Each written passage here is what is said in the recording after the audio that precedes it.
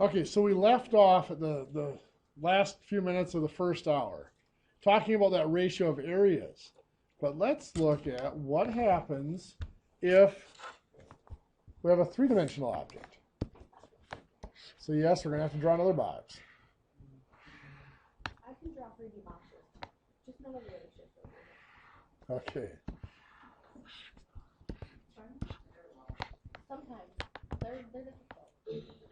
So let's say that this is 4 inches, 5 inches, and 10 inches. And we're going to enlarge this box.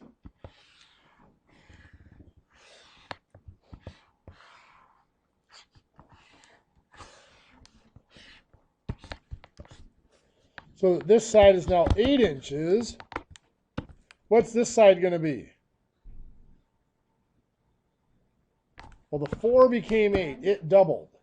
So this would be 10. Very good. What's this one going to be? There we go.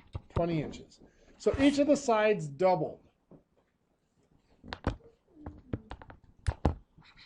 Now, really quickly in your notes, I want you to find the volume of each of those boxes. Now we probably take the shortcut formula, which is just length times width times height here. So 10 times 40 times 5 would be 200 inches cubed. Good. 20 times 8 times 10 would be 1,600 inches cubed. Perfect. So our ratio of lengths here, we went from 4 to 8. So I'm going to do 8 over 4, which is 2 to 1, right? That's our ratio of lengths.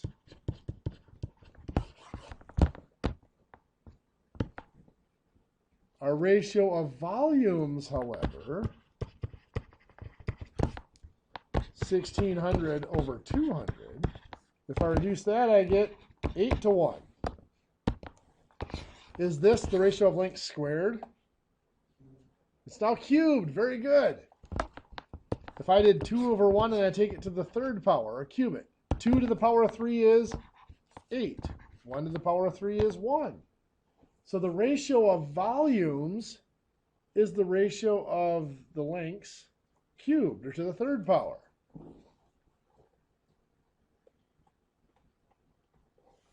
So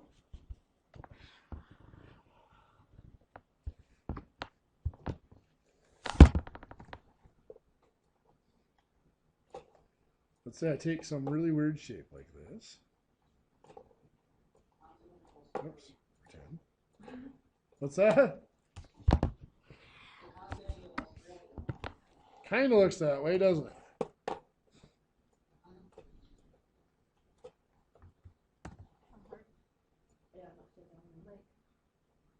A really squished heart? Yeah, it does kind of.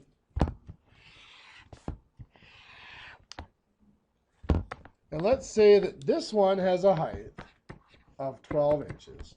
This one here has a height of 18 inches. This one has a volume of 360 inches cubed. Let's find the volume of this one.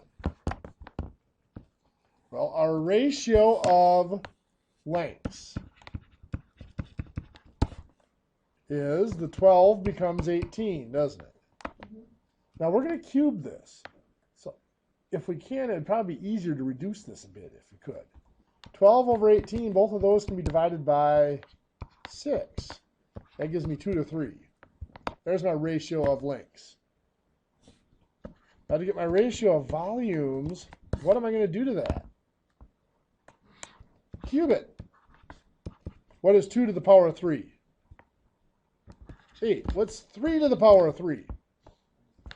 27. So my ratio of volumes is 8 to 27. Where does my 360 go?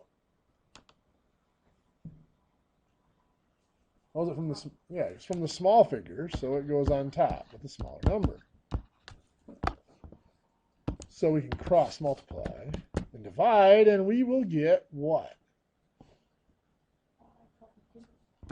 1,215 inches cubed. What do you think? Not terrible? Good. So in your notes,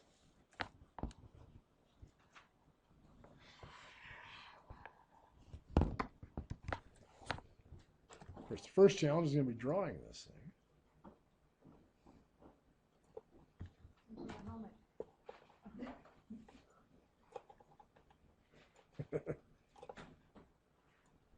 Do you guys find yourself staring at the clouds, picking out shapes some days too?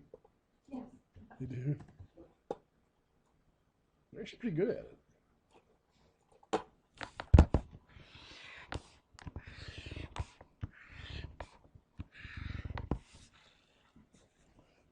Let's say that this one here is 16 inches high. This one here is 10 inches tall. And the volume of this one is 7,200 cubic inches. Find the volume of this one. I'll pause. So what's our ratio of lengths? 16 over 10. And I'm going to reduce that. Both of those can be divided by 2. Give me 8 over 5, just to make it easier on myself. Now for the ratio of volumes, we're going to cube that. What's 8 cubed? 512. And 5 cubed? 125. We have the 7,200. Where's that go? On top. So we will cross multiply and divide to get 1757.81 inches cubed. What do you think? Good enough?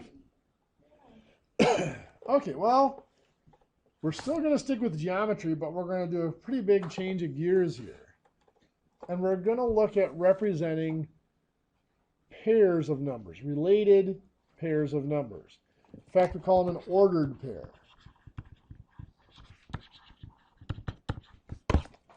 One example of this might be,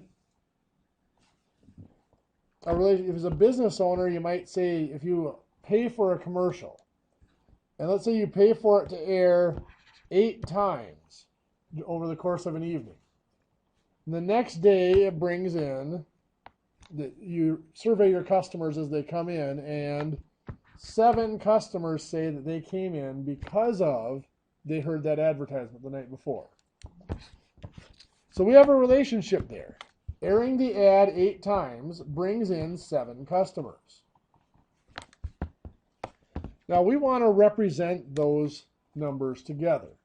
Now towards the beginning of class, we represented a single number on a number line.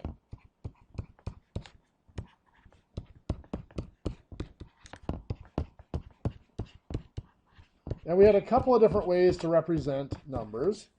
If we had the number 6, we could represent it. One way we did it was with a vector that started at 0 and went to 6. A simpler way would be just to put a dot at 6. Both of those represent the value 6. Now the vector, if we're doing operations, that's how we want it, is so we can add or subtract, we can combine values with the vectors. If we just want to know the amount, that dot is probably the simplest way to do it. So here, we want to show that 8 and 7 are linked together. And it's an ordered pair, so that means it does matter that the 8 comes first. We can't just, it's not just that 8 and 7 are linked, it's the 8 comes first. So we could put dots on here, and I suppose maybe we draw an arrow or something from the 8 to the 7. But that would get very cluttered very, very quickly. So to have a way of showing both values at the same time and showing that they're linked together, a man by the name of Descartes came up with a method that starts out with that single number line.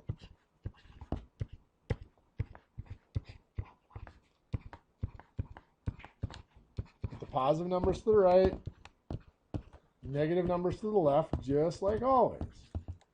And we're going to call that the x-axis, or the independent axis. You're used to calling it the x-axis. That's why I put that word out there. But technically, it's what we call the independent axis. There is no variable or letter linked to it. It's called the independent axis because that's the value that we control. Like the number of times we air a commercial. That's the value we control. We can change that one at will. Then we take a second number line and we run it right through the 0 of that first number line. And it goes vertically. Its 0 is at the same spot, at the 0 of the original number line. So both number lines originate or start from that same point. We call that the origin. That's where both number lines 0 are, where everything basically begins. And we number positive values going up and negative values going down.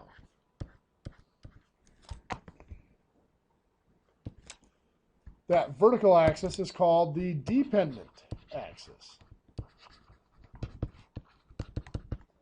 Or many of you know it as the y-axis. It's called the dependent axis because the number of people that come in the next day saying they heard a commercial depends on the number of times we aired the commercial. So its value is determined by the independent variable and some sort of relationship. In most cases, at least, if there is a relationship.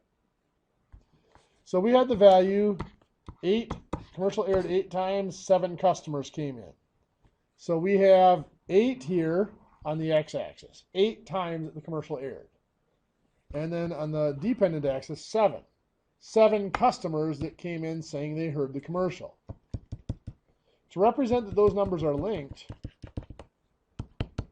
we project them out into space here and we put a single dot there. That single purple point, that's alliterate, the purple dot there represents both values. It represents the 8 down here and the 7 over here. So that represents the ordered pair 8, 7. We always list the horizontal or independent value first because that's kind of like the cause. And then the second value, the vertical or dependent value is second because that's the effect. The 8 creates the 7 or causes the 7. So if I put a point right here, what is its location? What's its coordinate? 3, 5. Good. The horizontal axis comes first, that's the 3. Vertical axis comes second, that's the 5.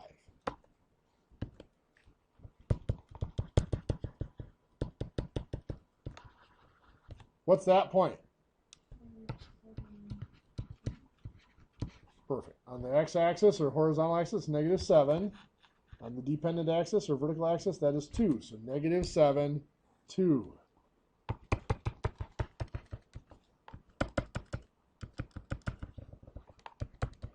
What's that point right there? 6, -8. Very good.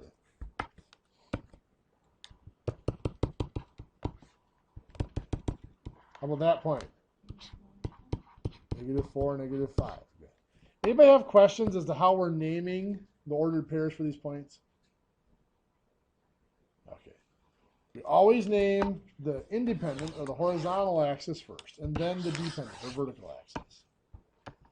Well, these graphs are very useful in showing data. Like we have here, we talked about the number of times the commercial aired versus the number of customers that came in because they saw the commercial. And we can plot those points and try to find relationships. We don't have time to get into the statistics and plotting points from real data and stuff like that. So we're just going to look at making graphs from simple algebraic relationships. And it actually is kind of quite useful. For example, we might have an equation that looks like this. 3x minus 2 equals 7. Now we can solve that to figure out what x equals. How are we going to solve it? Okay, you add 2, you get 9 equals 3x, and then you divide by 3. You get 3 equals x. Well, there is a whole family of equations that looks like that. We might have 13 equals 3x minus 2. Guess what steps we're going to take to solve it? Exact same steps. Add 2 and divide by 3. But we get a different value. Now x equals 5.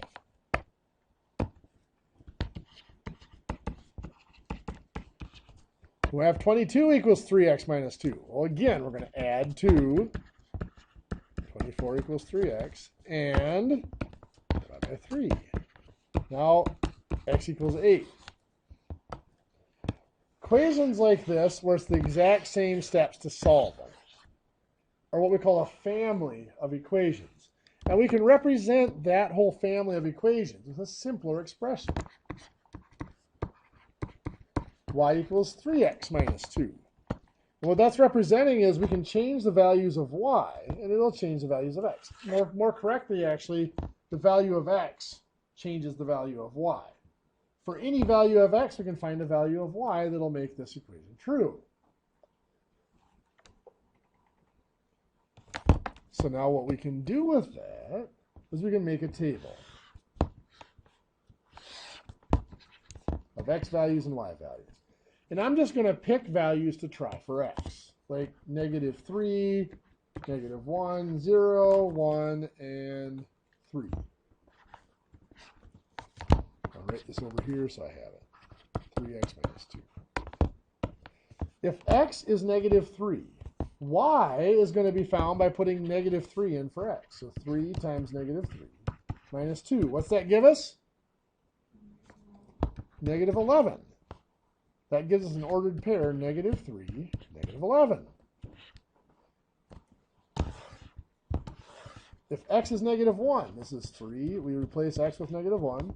So 3 times -1 minus 2, which gives us -5. So we get the ordered pair, -1, -5. Good.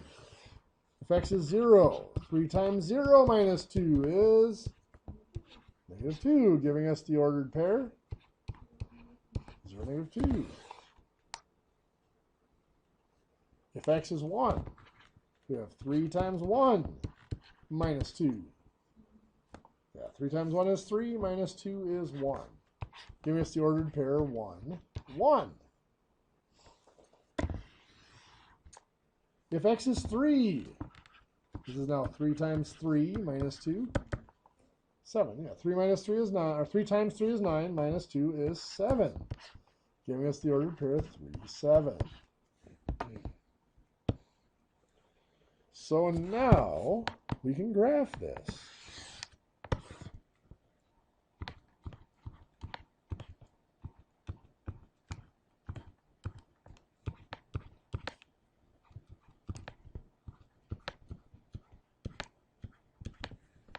If I'd done this well, if I drew my graph carefully, which I didn't, we'll find significant location of the points. So -3, 11. So -3, 11 is right, or -11 is down here.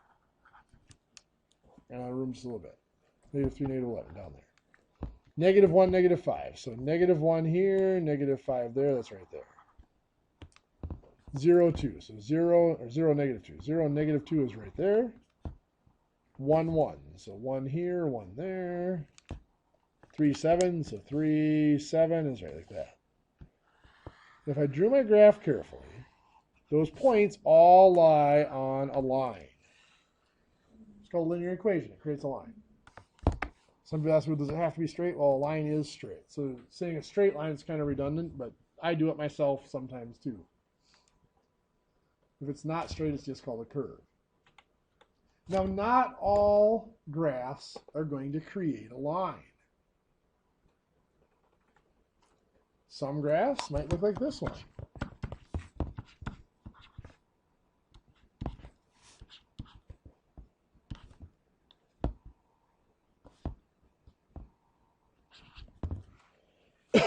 Y equals x squared and plus x minus 6. I'm going to pick values for x and figure out y. Now notice I'm leaving a little more space this time. Let's say x is -2. I'll put -2 in for x here. That's -2 squared plus a -2 minus 6. What's -2 squared? 4. Be careful in your calculator. Remember, when you square a negative, it's always positive. If you don't enter it in your calculator correctly with the parentheses around it, it might try to tell you that it's a -4. Well, 4 plus negative 2 is 2. Minus 6 is negative 4, giving us the point negative 2, negative 4. Let's try negative 1 for x. So we've got negative 1 squared plus negative 1 minus 6. What's negative 1 squared? 1. 1 plus negative 1 is 0 minus 6 is a negative 6. So that gives us the point negative 1, negative 6. We try 0. We've got 0 squared plus 0 minus 6, which of course is negative 6. So we got the point 0, negative 6. Might not be a straight line or a line at this point, right? Let's graph what we have. Let's see.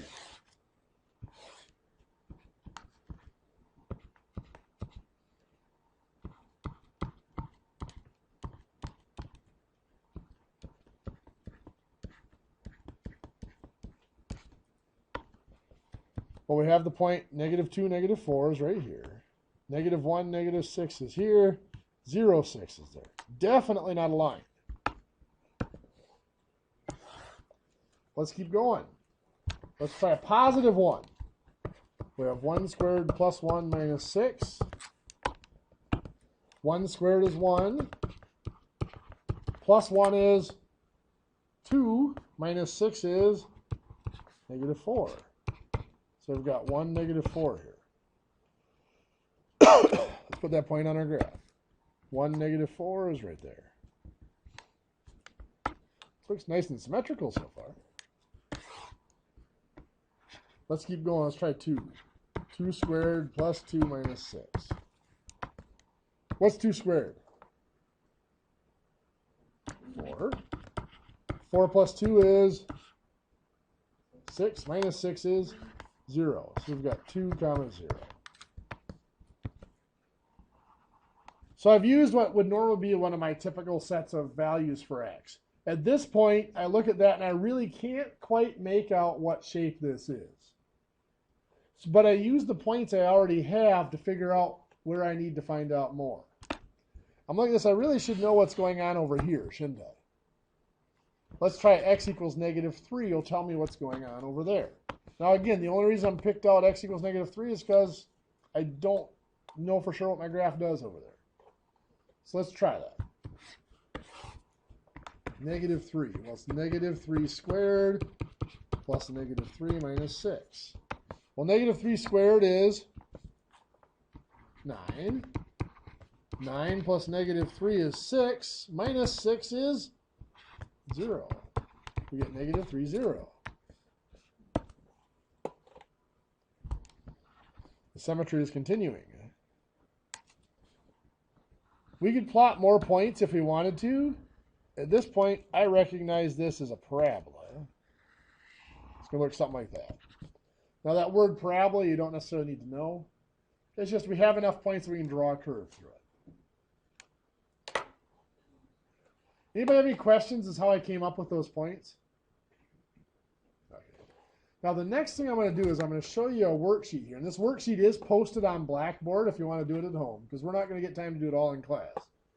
But this is going to be part of your homework for next time.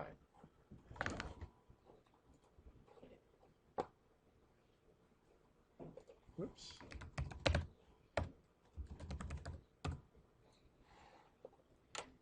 So, pre-algebra. It's in our course information along with your class recordings. We'll go down here, and here's this worksheet. Eventually. There you go. So we're going to do a couple of these in class before we go. So what I want you to do in your seats, you can work with the person next to you if you want to, because these do take a little while. Graph number 1 here. See if you can get a graph for that. Y equals 3x minus 2. Actually, that's the one we just did, isn't it? Graph number 2 here. Y equals 6 minus x. See what you come up with for that one. So for this one, I get something that looks roughly like this. What are you guys coming up with? Same thing? Cool.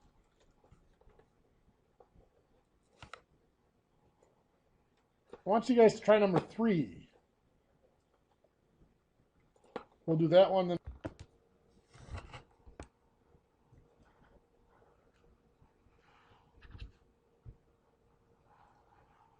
How many of you got something that looks like that?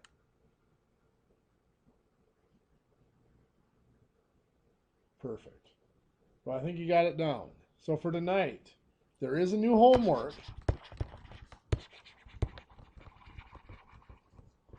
That won't be due until December 1st. But here's the one everybody forgets. There's a new quiz. Excuse me. That is due tomorrow, Friday, at 11:59 p.m. A lot of people, since they got the week off, forget about the quiz because they got so much time to do the homework. Don't let it slide through the cracks.